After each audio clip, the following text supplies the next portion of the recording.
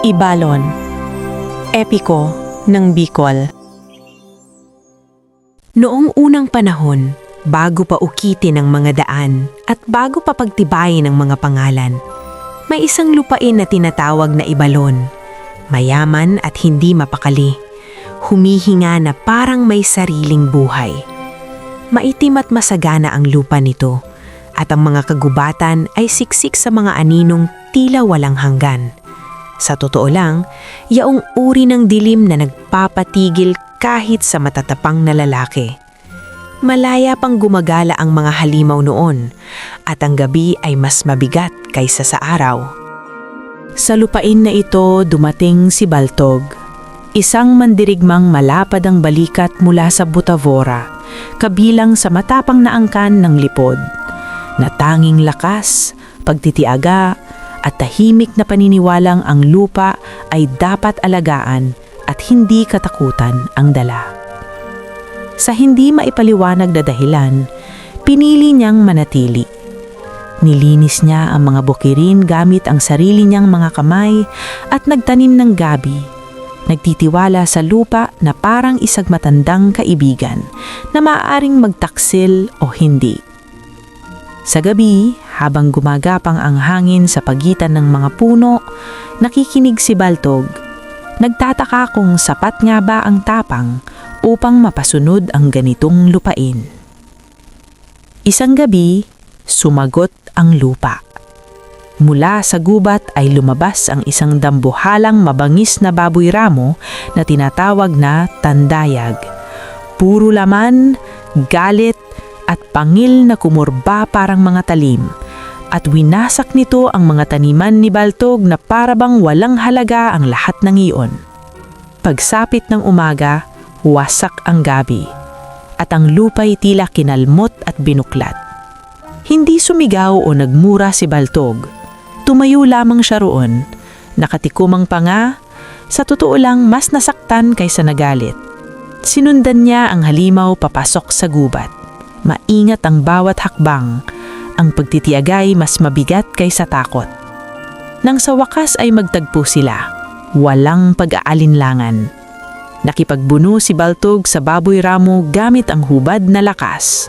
Hinawakan ng galit nito, ang bigat nito, ang mismong buhay nito. Hanggang sa isang huling bugso ay nabasag niya ang malalaking panga nito. Bumagsak si Tandayag at tumahimik ang gubat, na parabang pati ito'y namangha. Dinala ni Baltog ang mga nabaling buto pauri sa kanyang tahanan sa Tondo. Isinabit ang dambuhalang mga panga sa isang punong talisay bilang babala at pangako. Mabilis kumalat ang balita. Nagtipon ng mga tao, namangha, gumaan ng loob, at sa totoo ang ipinagmamalaki. Sumunod ang isang handaan, tawanan, musika, at mga kwentong umabot hanggang gabi. Dumaping ang mga tribo mula sa Panikwason at Asog upang makita lamang ang mga buto, upang hawakan ng patunay na ang mga halimaw ay maaaring magapi. Hindi nagyabang si Baltog. Tahimik lamang siyang nagmasid. Alam na ang tagumpay na ito ay hindi lamang kanya. Ito'y para sa lupa at sa mga taong nangahas maniwalang maaari itong maging ligtas. Hindi naglaon matapos ang panahon ni Baltog, nang ang Ibalon ay nagsimulang huminga ng mas magaan, dumating ang isa pang bayani. Ang pangalan niya ay Handyong, at hindi tulad ng tahimik na lakas ni Baltog, si Handyong ay may apoy sa dibdib at layunin sa bawat hakbang.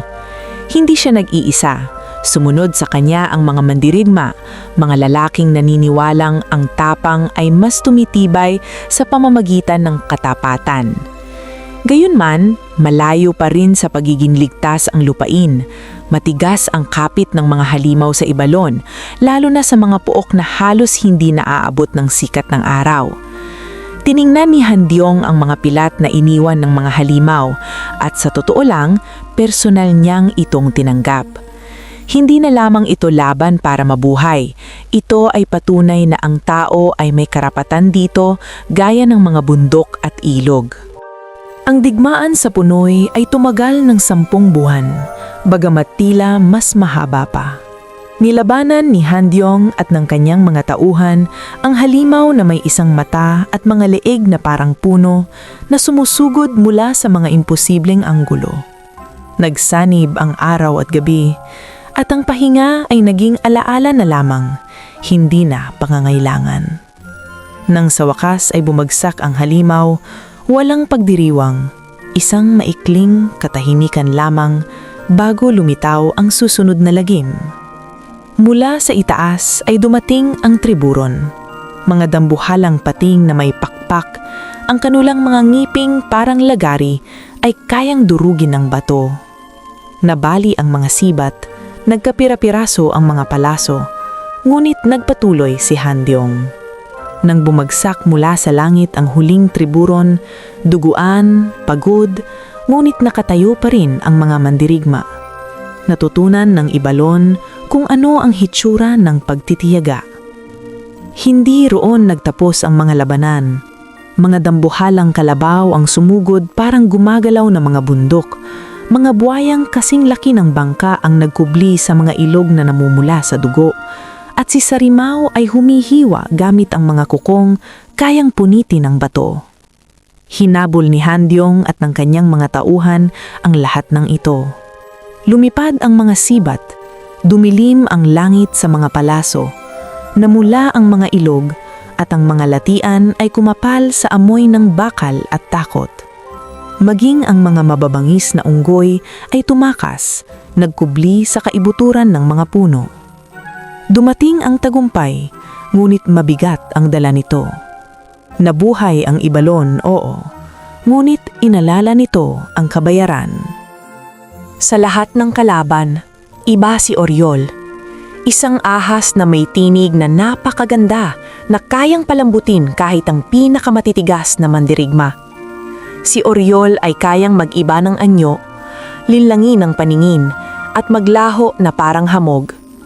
Sinubukan ni Handyong ang patibong ng patibong at sa totoo lang ay napuno ng pagkadismaya. Sa huli, nagpunta siya ng mag-isa sa pinakaloob ng gubat. Sinusunden ang nakapanlumong awit. Lumipas ang mga araw, humaba ang mga gabi, at may hindi inaasahang nangyari. Nakita ni Oryol ang tapang at pagpipigil ni Handyong, hindi bilang kahinaan, kundi bilang lakas. Sa halip na umatake, pinili ng ahas ang kapayapaan. Magkasama nilang itinaboy ang mga huling halimaw. Sa wakas, nagpahinga ang Ibalon. Nagtatag si Handyong ng isang bayan sa Ligmanan. Sa ilalim ng kanyang mga batas, walang lalaking nakahihigit sa kapwa. Sumagana ang palay, ipinangalan sa kanya bilang paggalang. Unang beses na tumawid sa dagat ang mga bangka. Sumunod ang mga imbensyon, ang mga kasangkapan ni Kimantong, ang habihan ni Hablom, ang dapugan ni Dinahong, ang pagsulat ni Soral. Isang ginentoang panahon, marupok ngunit totoo. Sa isang sandali, umunlad ang Ibalon. Pagkatapos ay dumating ang Unos, nilamon ng baha ang mga bayan, yumanig ang lupa, sumabog ang mga bulkan, nabiyak ang mga bundok, umiyak ang lupain. Mula sa pagkawasak ay bumangon si Rabot. Tumugon si Bantong, hindi sa galit, kundi sa pagtitiyaga. Naghinday siya. Nang makatulog si Rabot, minsan lamang siyang umatake. Bumalik ang kapayapaan, tahimik at pinaghihirapan. Nanatili ang Ibalon dahil pinili ng mga tao nito na ipagtanggol ang kanila, hindi lamang sa lakas, kundi sa karunungan, pagkakaisa at puso. At marahil iyon ang tunay na kwento. Nabubuhay ang lupain kapag ang mga tao nito ay hindi sumusuko.